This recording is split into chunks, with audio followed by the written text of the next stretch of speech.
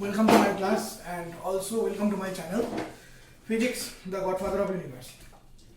তো আজ আমি আবার যেটা শুরু করতে চলেছি সেটা হচ্ছে আমাদের যে কলিশনটা ছিল সেই কলিশন পার্টটা নিয়ে, দ্যাট ইজ আমাদের আজকে বলতে গেলে পরে ওয়ার্ক এনার্জি পাওয়ার যে চ্যাপ্টারটি, সেই ওয়ার্ক এনার্জি পাওয়ার চ্যাপ্টারের আজকে আমরা শুরু করছি আমাদের লাস্ট টপিক নিয়ে, দ্যাট ইজ ইনইলাস্টিক কলিশন বা অস্থিতিস্থাপক সংঘর্ষ।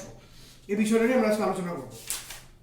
তো আলোচনা শুরু করার আগে প্রথমে আমি বলে দিতে চাই যে লাস্ট আমরা যেটা করে থাকি সেটা হচ্ছে লাস্ট ভিডিওতে যেটা দেখা হয়েছিল সেটা হচ্ছে তোমাদের ওই স্থিতিস্থাপক সংঘর্ষ কি এবং এটা সম্বন্ধে আলোচনা হয়, এবং বলেছিলাম সেখানে আমি যে স্থিতিস্থাপক সংঘর্ষ এবং এই অস্থিতিস্থাপক যে সংঘর্ষ, এই দুটো সংঘর্ষের মধ্যে মেইন ডিফারেন্সটা কি এটা সম্বন্ধে তোমাদের বলা হয়েছিল যে what is the difference between elastic and inelastic collision.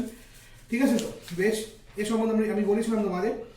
এবং তার পাশাপাশি আরেকটা যেটা বলানো হয়েছিল সেটা হলো যে স্থিতিস্থাপক সংঘর্ষে আমরা যেটা জানি সেটা হচ্ছে গতিশক্তি এবং মোমেন্টাম অর্থাৎ ভরবেগ দুটোই কি থাকে, দুটোই হচ্ছে কনসেপ্ট থাকে। বাট অস্থিতিস্থাপক সংঘর্ষে যেটা হয় সেটা হচ্ছে ভরবেগটা কনসেপ্ট থাকে, কিন্তু গতিশক্তি যে থাকে সেই গতিশক্তি কিন্তু কনসেপ্ট থাকে না, তাই তো? সেই গতিশক্তিটা কনসেপ্ট থাকে না। তো তার জন্য আমরা এটাকে অস্থিতিস্থাপক সংঘর্ষ বলে থাকি, যে কারণে যাই হোক। এবং নট অনলি দ্যাট, স্থিতিস্থাপক সংঘর্ষের ক্ষেত্রে আমরা যেটা দেখেছিলাম সেটা হলো স্থিতিস্থাপক সংঘর্ষের ক্ষেত্রে যেটা দেখা হয়েছিল যে মেইন জিনিসটা সেটা যেটা ছিল সেটা হলো এরকম যে স্থিতিস্থাপক সংঘর্ষের ক্ষেত্রে আমরা ওই একটা ওয়ান ডাইমেনশনাল কেস নিয়ে আলোচনা করলাম। সেই ওয়ান ডাইমেনশনাল কেসে আমরা একটা সংঘর্ষ নিয়ে আলোচনা করেছিলাম যে M1 M2 ভরে দুটো পার্টিকেল যেটা কিনা U1 U2 থেকে গতিশীল যথাক্রমে, এবং তাদের হঠাৎ করে যদি U1 টা গ্রেটার দেন U2 হয় এবং একটা টাইমে কলিশনের পরে যদি দুজনের বেগ পাল্টে যায় V1 V2 হয়, তো সেক্ষেত্রে আমরা স্থিতিস্থাপক সংঘর্ষ এই কেসের ক্ষেত্রে আমরা সেখানে আমরা ফাইনাল ভেলোসিটি এবং final velocity of two particles that is V1 V2 বের করেছিলাম in terms of M1 M2 U1 U2 respectively, এভাবে বার করেছিলাম। যাই হোক, এবং তারপর আমরা তার আন্ডারে বিভিন্ন রকমের স্পেশাল কেস করি, সাচ অ্যাজ যে স্পেশাল কেসগুলো আমরা করেছিলাম সেগুলো হলো যে ওই আমরা যেটা করেছি সেটা হচ্ছে ফার্স্ট একটা ছিল যে যখন যদি কোনো কারণবশত কোনো একটা ভেলোসিটি জিরো হয়ে যায় অথবা কোনো একটা পার্টিকেলের মাস যদি হঠাৎ করে বেশি হয়ে যায় ভেলোসিটি জিরো, তো এরকম মোটার উপর 4 থেকে 5টা আমরা স্পেশাল কেস করি। এবং সর্বশেষ যে স্পেশাল কেসটা তাতে আমরা দেখেছিলাম যে একটা হচ্ছে ভেলোসিটি মাইনাস এসেছিল, এবং আমরা বেশিরভাগ ক্ষেত্রে দেখেছিলাম যে প্রথম আমরা যতদূর মনে পড়ে পরপর দুটো স্পেশাল কেসের ক্ষেত্রে আমরা যেটা দেখেছিলাম সেটা হচ্ছে এই যে দুই ক্ষেত্রে কিন্তু যেটা হয়েছিল সেটা হচ্ছে ভেলোসিটিটা জাস্ট এক্সচেঞ্জ হয়ে যায়, আর কিছুই না। ভেলোসিটি এক্সচেঞ্জ হয়ে যায়, ব্যাস, তার থেকে বেশি কিছু হয় না। ইকুয়াল মাসের ক্ষেত্রে আমরা দেখেছিলাম ভেলোসিটি এক্সচেঞ্জ হয়ে যায়। তো এরকম কিছু রকমের ঘটনাবলী আমরা দেখি। তো এখন আমরা মেইনলি যেটা নিয়ে আলোচনা করব সেটা হচ্ছে অস্থিতিস্থাপক সংঘর্ষ।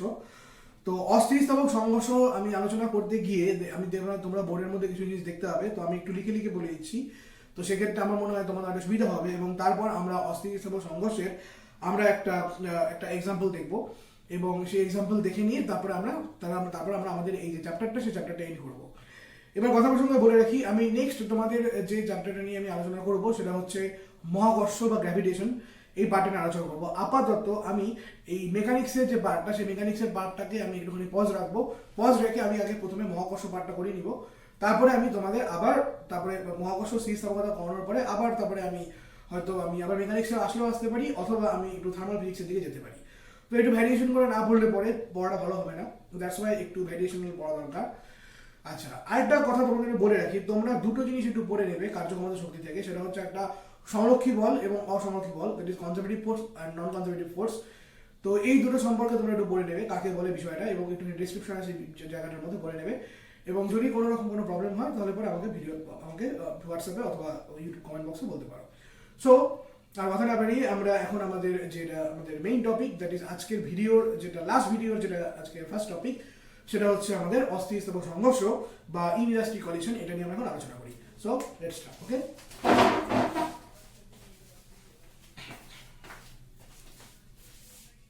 Okay, so let us start about inelastic collision or স্থিতিস্থাপক সংঘর্ষ। ডেফিনেশন আমি বললাম না, ডেফিনেশন আমরা জানি যে সংঘর্ষে আমাদের মোমেন্টাম কনসেপ্ট থাকে বাট কাইনেটিক এনার্জি কনসেপ্ট থাকে না, সেই কলিশনকে বলা হয় থাকে অস্থিতিস্থাপক সংঘর্ষ বা ইনইলাস্টিক কলিশন। তো এবার আমরা দুটো বস্তু করা আছে মনে করলাম, তারা সেম আছে, তো দুটো বস্তুখানা যারা কিনা কি করলো একই সরলরেখা বরাবর কি করছে এবং U1 এবং U2 এই গতিশীল, ঠিক আছে। তো U1 এবং U2 এটা হচ্ছে ওদের ইনিশিয়াল ভেলোসিটি, এই U1 U2 হচ্ছে ওদের ইনিশিয়াল ভেলোসিটি। আচ্ছা, এবং কোনো একটা টাইমে ঠিক আগের যে ছবিটা ছিল সেই ছবিটার মতো যেটা ইলাস্টিক কলিশন হয়েছিল, জাস্ট আমরা ফিল্ডটাকে এখানে আলাদা করবো। তো কোনো একটা টাইমে U1 greater than U2, তাই তো কোনো একটা টাইমে যেটা হলো সেটা হচ্ছে U1 greater than U2। তো obviously U1 greater than U2 যদি হয় তাহলে পরে কি হবে, তাহলে পরে ফার্স্ট পার্টিকেলটা সেকেন্ড পার্টিকেলের কাছে আসা স্টার্ট করবে। অবভিয়াসলি সেক্ষেত্রে ফার্স্ট পার্টিকেল যে আছে সে কি করবে, সে কি এক্ষেত্রে যে সেকেন্ড পার্টিকেল, সেই সেকেন্ড পার্টিকেলের কাছে আসা স্টার্ট করবে এবং ওদের মধ্যে ধীরে ধীরে দূরত্ব কমতে থাকবে এবং তারপর যেটা হবে, তারপর ওদের মধ্যে একটা কলিশন ক্রিয়েট হবে। দ্যাটস ওয়াই এই যে বেগটাকে আমরা বলে থাকি, এই বেগটাকে আমরা কি ধরনের বেগ বলে থাকি, এই বেগটাকে আমরা বলে থাকি আগমন বেগ। দ্যাটস ওয়াই এই যে বেগটা, এই বেগটাকে আমরা যেটা বলতে পারি সেটা হচ্ছে আগমন বেগ। ওকে, সেই বেগটাকে আমরা বলে থাকি আগমন বেগ, ঠিক আছে। So U1 greater than U2, তো এটাকে আমরা যেটা বলতে পারি সেটা হচ্ছে আগমন বেগ বা ভেলোসিটি অফ অ্যাপ্রোচ। এরপর এবং অবভিয়াসলি এই যে আগমন বেগটা, সেই আগমন বেগের যে মান, অবভিয়াসলি সেটা U1 greater than U2, তো এই যে আগমন বেগ, সেই আগমন বেগের যে মান সেটা হবে U1 minus U2। একটা লব্ধি, একটা হচ্ছে একটা ডিজিটিভ একটা বেগ কাজ করবে। দ্যাটস ওয়াই এই আগমন বেগের মান হবে কত, U1 minus U2। এইবার ন্যাচারালি আফটার কলিশনের পরে কি হবে, কলিশনের পরে যেহেতু এবার যখন দুটো পার্টিকেলের মধ্যে কলিশন হয়ে গেল, হওয়ার পরে অবভিয়াসলি দ্বিতীয় যে পার্টিকেলটা মানে ফার্স্ট পার্টিকেলটা সেকেন্ড পার্টিকেলকে হিট করার পরে সাথে সাথে সেকেন্ড পার্টিকেলের ভেলোসিটিটা কিন্তু কম্পারেটিভলি বেড়ে যাবে। সেকেন্ড পার্টিকেলের ভেলোসিটি কম্পারেটিভলি বেড়ে যাবে দ্যান দ্য ফার্স্ট পার্টিকেল, এবং অবভিয়াসলি ভেলোসিটি চেঞ্জ হবে। সেকেন্ড পার্টিকেলের ভেলোসিটি হবে V2 এবং ফার্স্ট পার্টিকেলের ভেলোসিটি পাল্টে V1। বাট অবভিয়াসলি সেকেন্ড পার্টিকেলের ভেলোসিটি যেহেতু বেড়ে যাবে, দ্যাটস ওয়াই সেকেন্ড পার্টিকেল কি হবে, সেকেন্ড পার্টিকেল ফার্স্ট পার্টিকেলের থেকে আফটার কলিশন ধীরে ধীরে কিন্তু দূরে সরে যেতে থাকবে এবং এটাই হয়ে থাকে। এবং দ্যাটস ওয়াই এই বেগটাকে আমরা বলবো অপসরণ বেগ। দ্যাটস ওয়াই এই বেগটাকে আমরা যেটা বলবো সেটা হচ্ছে অপসরণ বেগ। এটা আমরা বলে থাকবো অপসরণ বেগ বা অপসারণ বেগ। এবং এই অপসরণ বেগের মান হবে অবভিয়াসলি V2 minus V1।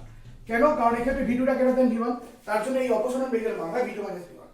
এইবার এই ইনইলাস্টিক কলিশনে আমরা একটা নতুন টার্মকে ইন্ট্রোডিউস করবো, যেটা সবচেয়ে important term. So introducing a new term known as E, which is known as E, যেটাকে E বলা হয়। এবং এই E কে বলা হয়ে থাকে কোএফিশিয়েন্ট অফ রেস্টিটিউশন, অথবা এটাকে আমরা বলতে পারি হচ্ছে স্থিতিস্থাপক গুণাঙ্ক বা সংঘাত গুণাঙ্ক বা সংঘর্ষ গুণাঙ্ক। এই E কে বলা হয় থাকে সংঘাত গুণাঙ্ক বা সংঘর্ষ গুণাঙ্ক। এবং এই সংঘাত গুণাঙ্ক বা সংঘর্ষ গুণাঙ্কের মান হয় কি হয়, এর মান হয়ে থাকে সংঘাতের পর অপসরণ বেগ, that means V2 minus V1, that is সংঘাতের পর অপসরণ বেগ ডিভাইডেড বাই সংঘাতের পূর্বে আগমন বেগ, it means U1 minus U2। তো এটা হয়ে থাকে আমাদের কিসের ভ্যালু, এটা হয়ে থাকে হচ্ছে আমাদের এই স্থিতিস্থাপক গুণাঙ্ক বা সংঘাত গুণাঙ্ক বা সংঘর্ষ গুণাঙ্ক। এবং এই স্থিতিস্থাপক গুণাঙ্ক বা সংঘাত গুণাঙ্ক বা সংঘর্ষ গুণাঙ্কের সাহায্যে আমরা অত্যন্ত সহজে আমরা ওই স্থিতিস্থাপক সংঘর্ষ বা অস্থিতিস্থাপক সংঘর্ষকে আমরা ইজিলি ব্যাখ্যা করতে পারি। ফর এক্সাম্পল সাপোজ যদি এমন হয়, আমরা জানি যে এই স্থিতিস্থাপক সংঘর্ষ বা ইলাস্টিক কলিশনের ক্ষেত্রে আমরা কি জানি, আমরা জানি যে মোমেন্টাম যেটা সেটা কনজার্ভ থাকে। ইলাস্টিক কলিশনের ক্ষেত্রে যেটা হয় সেটা হচ্ছে মোমেন্টাম যেটা থাকে সেটা কি হয়, সেটা কনজার্ভ থাকে। এবার যদি দুটো পার্টিকেলের মাস যদি সেম হয়, তারপরে সেক্ষেত্রে তোমরা খেয়াল করে দেখবে আমরা 1 নম্বর সমীকরণ একটা এরকম পেয়েছিলাম, যেখানে এরকম ছিল যে V2 equals to U1 minus U2 plus V1 এরকম ছিল। তো সেক্ষেত্রে আমরা এখান থেকে বলতে পারি, ইলাস্টিক কলিশনে আগে ভিডিওতে তোমরা দেখতে হবে, তো সেক্ষেত্রে আমরা এখানে লিখতে পারি যে U1 minus U2 which is equals to V2 minus V1, U1 minus U2 which is equals to V2 minus V1। এর মানে সম্পর্ক আমরা কিন্তু পেয়েছিলাম, যেখানে ছিল V2 equals to U1 minus U2 plus V1 এরকম টাইপের একটা রিলেশনশিপ ছিল। তো সেখান থেকে V1টাকে দিকে নিয়ে আসলে পরে আমরা যেটা বলতে পারি দ্যাট ইজ হচ্ছে U1 minus U2 that's equals to V2 minus V1। তাহলে এখন এই E দ্যাট ইজ এই সংঘাত গুণাঙ্কের এই টার্মের মধ্যে যদি আমরা যে কোনো একটা ভ্যালু বসাই, যেহেতু এখানে V2 minus V1 আর U1 minus U2 সেম, তাহলে পরে সেক্ষেত্রে আমরা E এর যেটা ভ্যালু পাই সেটা হচ্ছে 1। অর্থাৎ যেটা হয়, সেক্ষেত্রে সংঘর্ষ গুণাঙ্ক কিন্তু সেক্ষেত্রে কি হয়ে থাকে, 1 হয়ে থাকে। অর্থাৎ আমরা দেখতে পাচ্ছি স্থিতিস্থাপক সংঘর্ষের ক্ষেত্রে আগমন বেগ এবং অপসরণ বেগটা যদি সমান হয়ে যায়, তার জন্য কি হয়ে যায়, তার জন্য কিন্তু সংঘর্ষ গুণাঙ্ক যেটা, সেই সংঘর্ষ গুণাঙ্কটা কিন্তু এক্ষেত্রে কি হয়ে যাচ্ছে, কমপ্লিটলি ওয়ান হয়ে যাচ্ছে। তো এখান থেকে আমরা স্থিতিস্থাপক যে সংঘর্ষ, সেই স্থিতিস্থাপক সংঘর্ষ কিন্তু এখান থেকে আমরা এক্সপ্লেনেশনটা দিতেই পারি। আচ্ছা, নেক্সট আসা যাক পূর্ণ অস্থিতিস্থাপক সংঘর্ষের ক্ষেত্রে। নেক্সট আসা যাক পূর্ণ অস্থিতিস্থাপক সংঘর্ষ, বা যেটা হচ্ছে পারফেক্টলি ইনইলাস্টিক কলিশন। পারফেক্টলি, যদি দুনিয়া সবকিছু পারফেক্ট হয় না, তবুও আমরা ধরে নিতে পারি perfectly inelastic collision. Perfectly inelastic collision, ধরো পারফেক্টলি ইনইলাস্টিক কলিশনের ক্ষেত্রে কি হয়ে থাকে, পারফেক্টলি ইনইলাস্টিক কলিশনের ক্ষেত্রে যেটা হয় সেটা হচ্ছে জেনারেলি কি হয়ে থাকে, দুটো বস্তুর ক্ষেত্রে পারফেক্ট ইনইলাস্টিক কলিশনের ক্ষেত্রে সংঘর্ষের পরে একটা বস্তু আরেকটা বস্তুর সাথে জুড়ে গেল।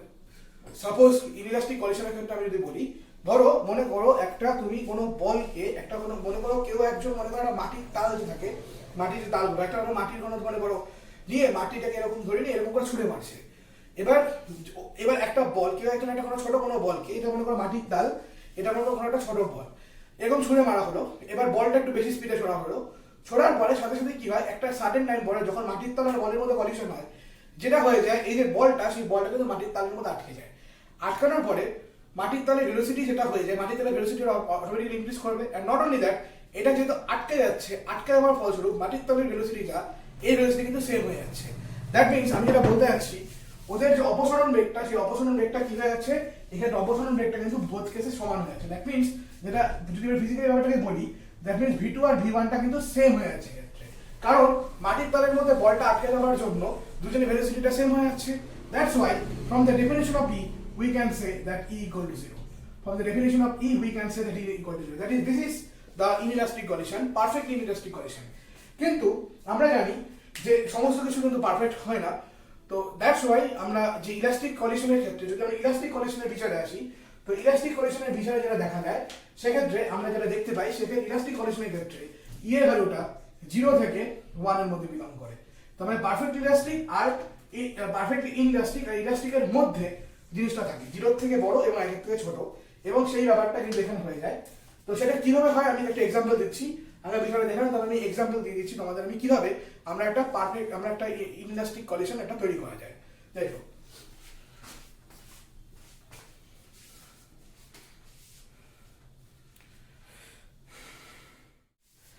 এবার যে এক্সাম্পলটা আমি তোমাদের দেবো সেটা হচ্ছে কিভাবে একটা ইলাস্টিক কলিশনকে আমরা তৈরি করতে পারি। যে বললাম for inelastic collision, for a inelastic collision আমি বললাম যে ইনইলাস্টিক কলিশনের মধ্যে রেঞ্জটা 0 থেকে E এর মধ্যে থাকে। আমরা মনে করলাম এই অ্যাপ্লিকেশনটা আমরা একটু বাদেই করব, একটু বাদেই আমরা অ্যাপ্লিকেশনটা করব। একটা তোমরা প্রত্যেকে পিং পং বল দেখেছো, তো একটা পিং পং বল, একটা রবারের বলকে একটা কিছুটা উচ্চতা থেকে আমরা ভূপৃষ্ঠ থেকে যদি ছেড়ে দিই, সেই দিলে পরে ভূপৃষ্ঠের সাথে বলটার কি একটা সংঘর্ষ হয় বা সংঘাত হয়। এবার সংঘাতের পর বলটি কিন্তু আবার ওপর দিকে ওঠে, ডেফিনেটলি একটা ওপর দিকে ওঠে। কিন্তু তোমরা দেখবে আমরা যে হাইট থেকে ফেলি, বলটা কিন্তু ঠিক পারফেক্টলি সেই হাইটে ওঠে না। ফর এক্সাম্পল, ধরো আমি যদি এই রাস্তাটাকে একটা বল হিসেবে ট্রিট করি, তাহলে এই বলটাকে আমি যদি এইরকম একটা হাইট থেকে ফেলি, তো ও এখান থেকে আসার পরে মাটিতে ড্রপ খাবে। তো ড্রপ খাওয়ার অর্থ হচ্ছে মাটির সাথে কলিশন হচ্ছে। এবার মাটির সাথে যখন কলিশন হওয়ার পরে ও কিন্তু আবার যেখান থেকে আমি বলটাকে ছুঁড়েছিলাম সেই জায়গায় কিন্তু ব্যাক করবে না, কম্পারেটিভলি একটু কম হাইটে উঠবে আবার। তারপরে ওই হাইট থেকে আবার যখন মাটিতে ড্রপ খাবে, তারপরে কিন্তু আবার কি হবে, আবার আর হাইট কমবে। এই করতে করতে করতে কন্টিনিউয়াস কতগুলো ড্রপ খাওয়ার পরে ও আস্তে আস্তে কি হবে, আস্তে আস্তে ধীরে ধীরে মাটির মধ্যে হয় ফিক্সড হয়ে যাবে অথবা গড়িয়ে চলে যাবে। তো এই হচ্ছে একটা মোটামুটি তোমরা এই বিষয়টা তোমরা হচ্ছে বাড়িতে তোমরা দেখতে পারো। বাট এই যে এই কলিশনটা কিন্তু কি হয়, এই কলিশনটা কিন্তু কমপ্লিটলি একটা ইনইলাস্টিক কলিশনের এক্সাম্পল, যেখানে কিন্তু মোমেন্টাম কনজার্ভ থাকলেও কোনোভাবেই কিন্তু কাইনেটিক এনার্জি কনজার্ভ থাকছে না। খেয়াল করে দেখো ব্যাপারটা, আমি যে এক্সাম্পলটা বললাম সেটা খেয়াল করে দেখো, মোমেন্টাম কনজার্ভ থাকলেও কিন্তু কাইনেটিক এনার্জি কনজার্ভ থাকছে না, বিকজ অফ প্রত্যেকটা মোমেন্টের ভেলোসিটি পাল্টাচ্ছে। মাস চেঞ্জ হচ্ছে না, বাট ভেলোসিটি পাল্টাচ্ছে। দ্যাটস ওয়াই সংঘর্ষের পরে, সংঘর্ষের আগে কোনো মুহূর্তে কিন্তু কোনোভাবেই কিন্তু কাইনেটিক এনার্জি কোনো রকম কোনো চেঞ্জ হচ্ছে না। দ্যাটস ওয়াই এই ধরনের কলিশনকে আমরা বলে থাকি inelastic collision. But this is not perfect inelastic, কারণ পারফেক্ট ইনইলাস্টিক হলে পরে সেক্ষেত্রে কি হতো, সেক্ষেত্রে কিন্তু মাটির সাথে যদি বলটা আটকে যেত, তাহলে পরে কমপ্লিটলি পারফেক্টলি ইনইলাস্টিক হতো এবং সেক্ষেত্রে E equal to 0 হতো। বাট যেহেতু এটা পারফেক্টলি ইনইলাস্টিক নয়, only inelastic collision, that's why কিন্তু সেক্ষেত্রে Eটা 0 হতে পারছে না। সেক্ষেত্রে E এর একটা রেঞ্জ থাকছে 0 থেকে 1 এর মধ্যে। So this is perfectly this is not perfectly inelastic, this is only inelastic collision. তো এটা ইনইলাস্টিক কলিশন এক্সাম্পল, এবং এই অ্যাপ্লিকেশনটাই এখন আমরা করব এই মুহূর্তে। তো সেটা তোমরা দেখতে হবে এবং দেখলে পরে তোমাদের বিষয়টা বুঝবে। তো অ্যাপ্লিকেশনটা আমরা শুরু করছি এখনই। সো দেখো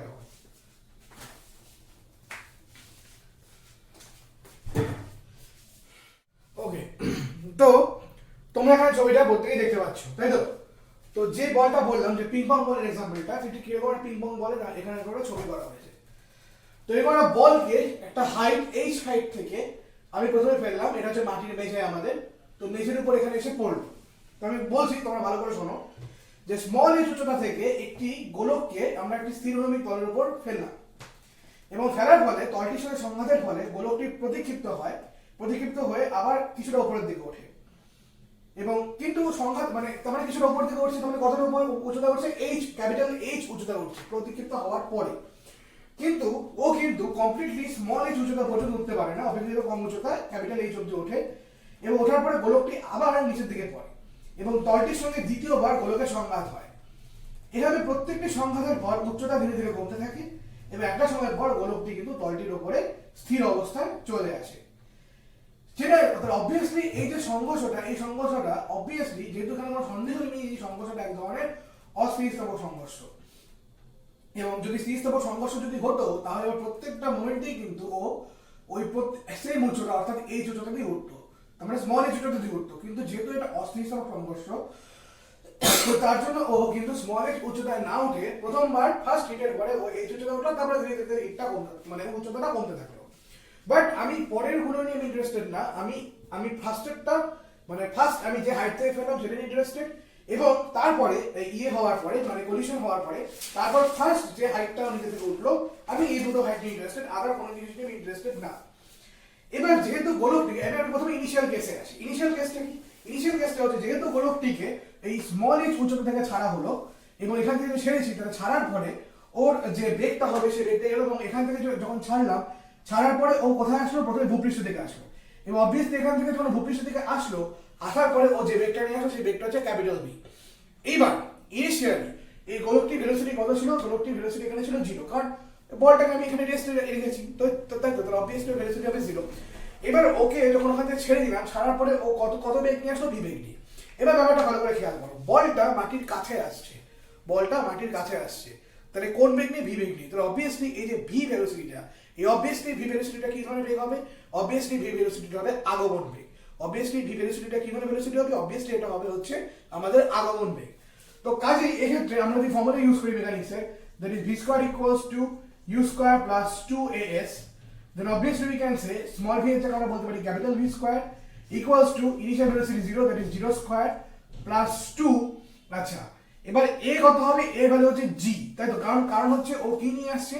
ও কিন্তু গ্র্যাভিটেশনাল অ্যাক্সেলারেশন নিয়ে নিচের দিকে আসছে এবং s টা হবে হচ্ছে আমার small h, then v square equals to what? Then v square equals to 2gh. So obviously capital V which is equals to root 2gh. This is the expression for আগমন বেগ। এটা হচ্ছে আগমন বেগের এক্সপ্রেশন, এটা হচ্ছে আমাদের আগমন বেগ, যেটা এই আগমন বেগের এক্সপ্রেশন। এখন যদি সংঘাত গুণাঙ্ক ই হয়, সংঘাত গুণাঙ্ক ই হলে পরে এবার ব্যাপারটা খেয়াল করো, এবার স্বাভাবিকভাবে সংঘাত গুণাঙ্ক আমি ই ধরলাম, ই equals to what? E equals to হচ্ছে আমার কোএফিসিয়েন্টটা মানে সংঘাত গুণাঙ্ক। এবার সংঘাত গুণাঙ্ক মানে কি ছিল? সংঘাত গুণাঙ্ক মানে ছিল হচ্ছে আমার অপসরণ বেগ ডিভাইডেড বাই আগমন বেগ। সংঘাত গুণাঙ্ক মানে অপসরণ বেগ ডিভাইডেড বাই আগমন বেগ। তার মানে সংঘাত গুণাঙ্ক যদি অপসরণ, ভালো করে যদি ফর্মুলাটা খেয়াল করো, সংঘাত গুণাঙ্ক ইকুয়াল অপসরণ বেগ বা আগমন বেগ, তার অপসরণ বেগ ইকুয়াল টু সংঘাত গুণাঙ্ক ইনটু আগমন বেগ। তো এখানে যদি ভিটা যদি সেই আগমন বেগটা হয়, তাহলে পরে অপসরণ বেগ কত হবে? ইভি। এই ইভিটা কি ধরনের বেগ হবে? অপসরণ বেগ।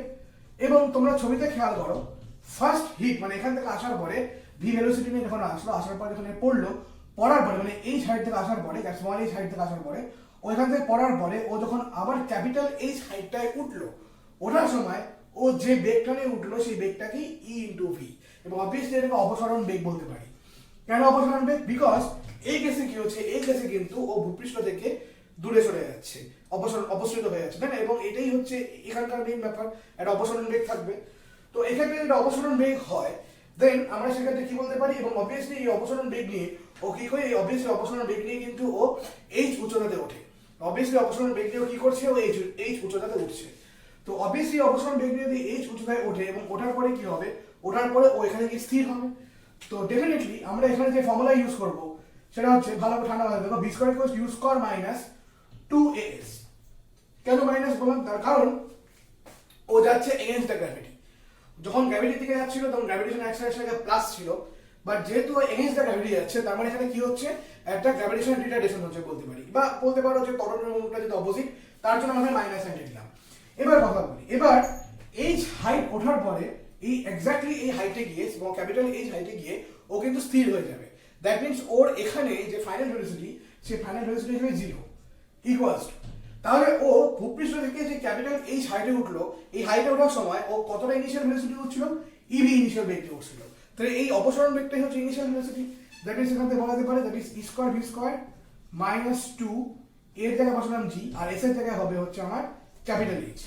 So obviously capital H which will be e square v square by 2g and e square into v square এর ভ্যালু কত হবে, v square ভ্যালু হচ্ছে আমার 2gh, v square হচ্ছে obviously 2gh, v যদি root 2gh হয় then v square equals to 2gh divided by 2g, so 2g will be cancel, then h that's equals to e square into small h, h equals to e square into small h. So this is the relation between initial height and after first collision final height, after first collision final height. তো এটা initial height আর after first কলিশনের পরে final হাইটের মধ্যে এই হচ্ছে relationship. এখন আমরা জানি যে আগে দেখলাম যে একটা অস্থিতিস্থাপক সংঘর্ষের মধ্যে ই এর ভ্যালু 0 থেকে 1 এর মধ্যে থাকে। তো এখন ই এর বিভিন্ন ভ্যালু এরকম বসিয়ে আমরা এইচ এর বিভিন্ন মান পাবো। এবার সাপোজ যদি এক্ষেত্রে এই কলিশনটা ইলাস্টিক কলিশন হতো, for elastic collision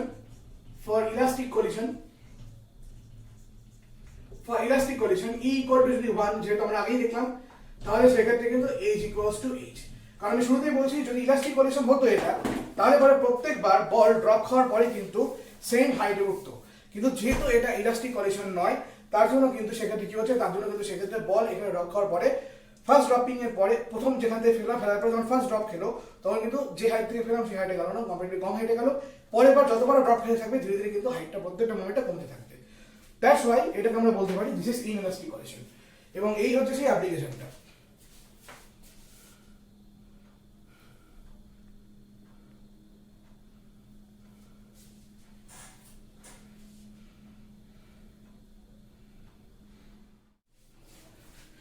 okay, so আজকে যেটা নিয়ে মেনলি আলোচনা হলো সেটা হচ্ছে আমাদের লাস্ট এই ওয়ার্ক এনার্জি পাওয়ারের, দ্যাট ইজ ইনইলাস্টিক কলিশন।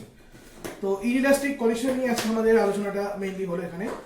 তো টপিকটা এখানে শেষ, আমাদের কার্যক্ষমতা শক্তি। তো তোমাদের যেটা পড়তে হবে, তোমাদের হচ্ছে বাড়িতে তোমরা জাস্ট পড়বে হচ্ছে ওই কনজারভেটিভ আর non conservative force, that is সংরক্ষী অসংরক্ষী বল, ব্যাপারটা কি এটা পড়বে তোমরা। বাড়িতে ডেফিনেশনটা আসে, একটু ছোট ডিরাইভেশন আছে, এই জায়গাটা একটু পড়বে ভালো করে, এবং উদাহরণের যত অঙ্ক আছে উদাহরণ অঙ্কগুলো ভালো করে দেখবে। তো নেক্সট আমরা যে টপিকটায় যাব, সো সেই নেক্সট টপিকটা হচ্ছে আমাদের কি, সেটা হবে আমাদের মহাকর্ষ বা গ্র্যাভিটেশন।